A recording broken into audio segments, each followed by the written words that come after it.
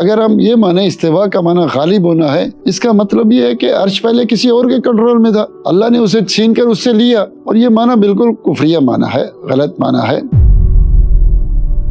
اللہ کا استوا جیسے اللہ کو زیب دیتا ہے، جیسے اللہ کا چہرہ ہے، اللہ کے ہاتھ ہیں، اللہ تعالیٰ کی آنکھیں ہیں، اللہ دیکھتا ہے، اللہ کا چہرہ ہے، جیسے اس کی ذات ہے، اس کی صفات ہے، وہ سنتا ہے۔ اب مخلوق کا اگر سننا کہیں جی اللہ کے سننے کی طرح، یہ تو کفر ہے۔ اللہ رب العزت عرش پر مستوی ہے، کیسے؟ جیسے اس کو زیب دیتا ہے، لیکن جو اس کا معنی ہے وہ معنی یہ ہے، اہل السنہ والجماعہ، صحابہ تابعین، تبع تابعین، ائمہ اربعہ جو معنی کرتے ہیں وہ یہ ہے کہ اللہ عرش سے اوپر ہے، جدا ہے اور پردوں کے پیچھے ہے، وہیں سے ہوتے ہوئے سب دیکھتا ہے، سنتا ہے، کوئی چیز اس سے غائب نہیں ہے۔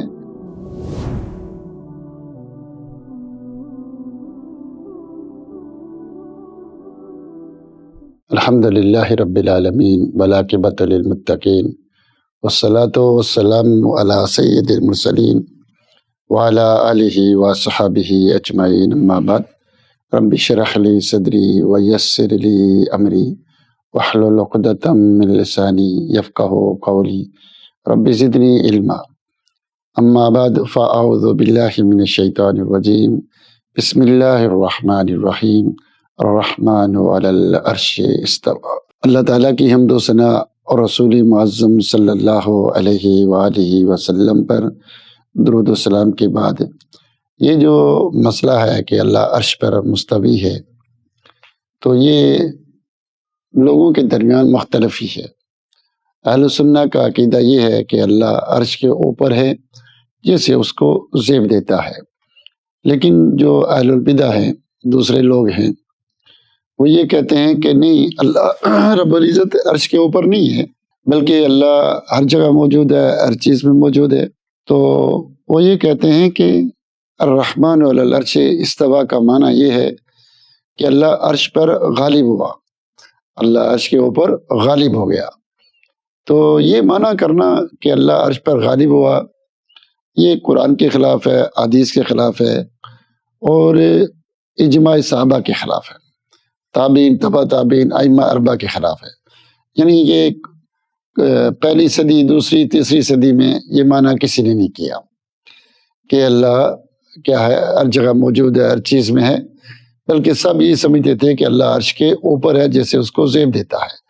اب یہ کہنا کہ اللہ عرش کے اوپر ہے، اس کا معنی کہ اللہ عرش پر غالب ہو گیا، تو یہ معنی قرآن کے خلاف، حدیث کے خلاف، اجماع سلف صالحین کے خلاف، اور اسی طرح یہ بات عقل اور فطرت کے بھی خلاف ہے، کیونکہ جو چیز قرآن سے ثابت ہوتی ہے، عقل سلیم اس کے خلاف نہیں ہوتی، فطرت سلیمہ اس کے خلاف نہیں ہوتی، بلکہ ان دونوں کی مطابقت ہوتی ہے، آپس میں توافق ہوتا ہے، ایک دوسرے کی تائید و تصدیق ہوتی ہے، نہ کہ تعارض ہوتا ہے۔ پھر عربی زبان میں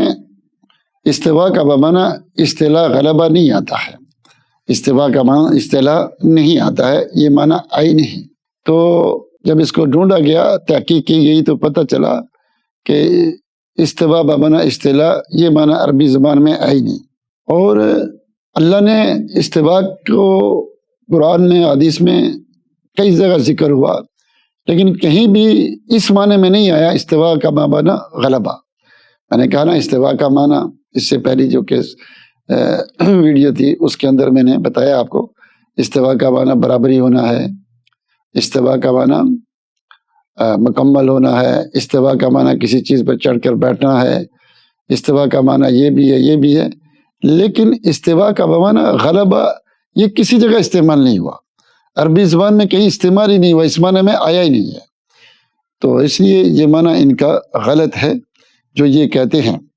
اگر استوا کا معنی یہ ہم کر لیں تو اللہ تو ہر چیز پر غالب ہے، اللہ ساری مخلوقات پر غالب ہے، اللہ صرف عرش پر نہیں غالب، ساری پہاڑوں پر غالب ہے، درخت پر، سمندروں پر،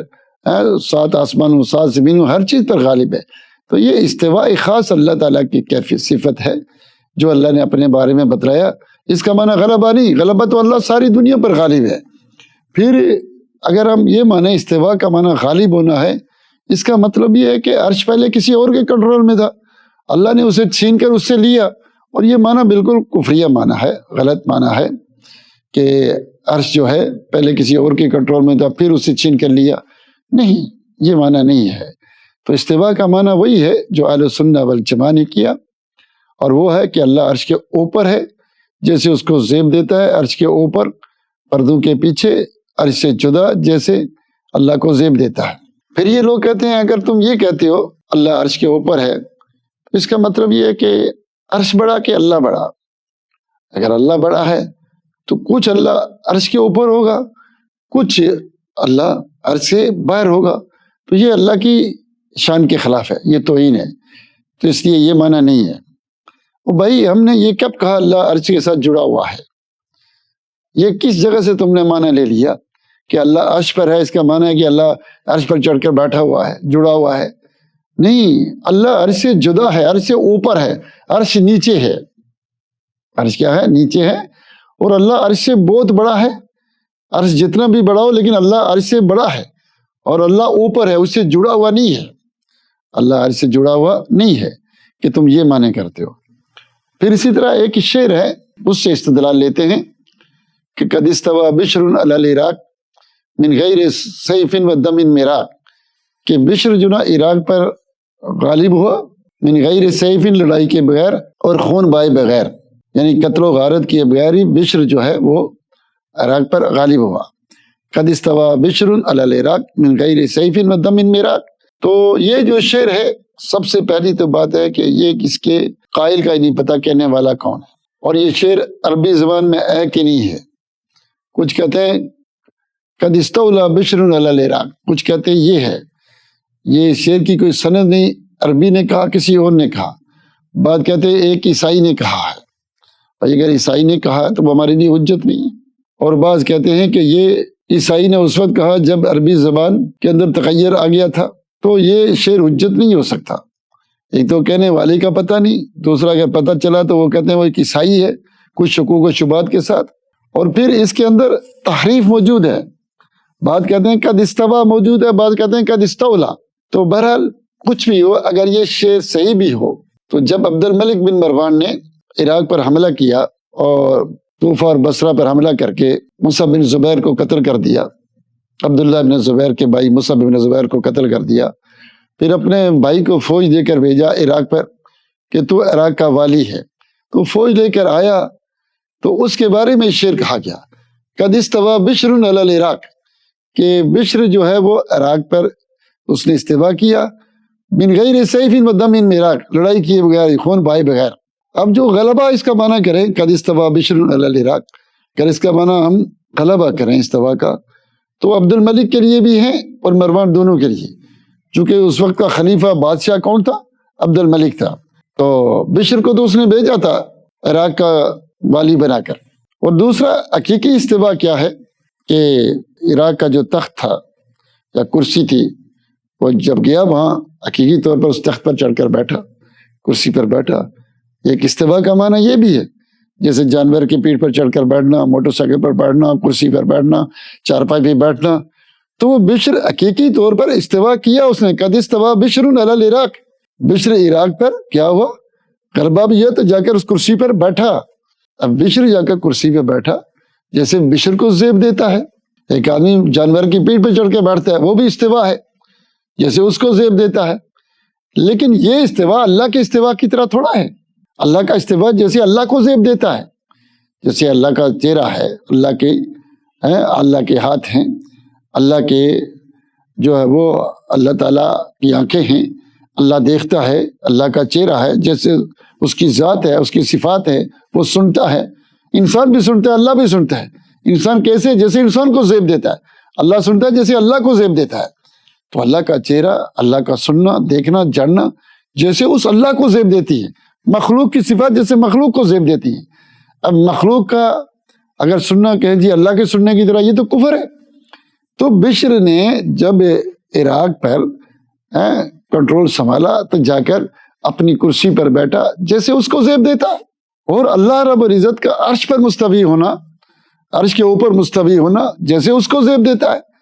اللہ کا عرش پر مستوی ہونے کا مراد کہ اللہ عرش سے اوپر ہے جیسے اس کو زیب دیتا ہے۔ اللہ کے درمیان اور عرش کے درمیان کوئی چیز نہیں ہے، بہت بڑا فاصلہ ہے۔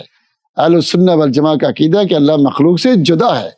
اور بشر جو ہے اپنی کرسی پر بیٹھا، یہ دونوں ایک طرح کے استوا نہیں ہو سکتے۔ اس سے دلیل لینا اور پھر اس سے غلبہ ثابت کرنا کہ اس وقت اس سے ہوائی جہاز نہیں ہوتے تھے تو بشر سے اوپر سے تو نہیں آیا تھا، وہ نیچے آ کر گیا تو اس کا معنی غلبہ ہے؟ نہیں بھائی، غلبہ ہے اس کے معنی میں بھی، لیکن وہ عبد الملک کے لیے بھی ہے اور بشر کے لیے، لیکن بشر کا حقیقی استوا ہے جا کر اس تخت پر بیٹھا یا کرسی پر بیٹھا۔ تو اللہ رب العزت عرش پر مستوی ہے، کیسے؟ جیسے اس کو زیب دیتا ہے، لیکن جو اس کا معنی ہے وہ معنی یہ ہے، اہل السنہ والجماعہ صحابہ تابعین تبع تابعین ائمہ اربعہ جو معنی کرتے ہیں وہ یہ ہے کہ اللہ عرش سے اوپر ہے، جدا ہے اور پردوں کے پیچھے ہے، وہیں سے ہوتے ہوئے سب دیکھتا ہے، سنتا ہے، کوئی چیز اس سے غائب نہیں ہے، اور وہ عرش سے جڑا ہوا نہیں، بیٹھا ہوا نہیں۔ اللہ کو کھڑے ہونے کے لیے عرش کی ضرورت نہیں ہے کہ اللہ نے عرش اس لیے بنایا تھا کہ اس پر کھڑا ہو سکے، یا تو پرندے کئی دیر جو ہوا میں کھڑے رہتے ہیں بغیر کسی سہارے کے، وہ تو رب العالمین ہے، اس کو عرش اس لیے نہیں بنایا کہ اس کا محتاج ہے۔ تو اللہ عرش کے اوپر ہے، جدا ہے، کھڑا ہوا، بیٹھا ہوا، لیٹا ہوا، جڑا ہوا نہیں، اس کے اوپر ہے، پردے ہیں، اور ایک حدیث کے مطابق 50 پردے ہیں، قرآن و سنت کے مطابق وہ نور کے پردے ہیں، اور اللہ ان پردوں کے اندر ہے جیسے اس کو زیب دیتا ہے۔ اللہ تعالیٰ سے دعا ہے کہ اللہ تعالیٰ ہمیں قرآن و سنت کو سمجھنے اور اس پر عمل کی توفیق دے، آمین یا رب العالمین۔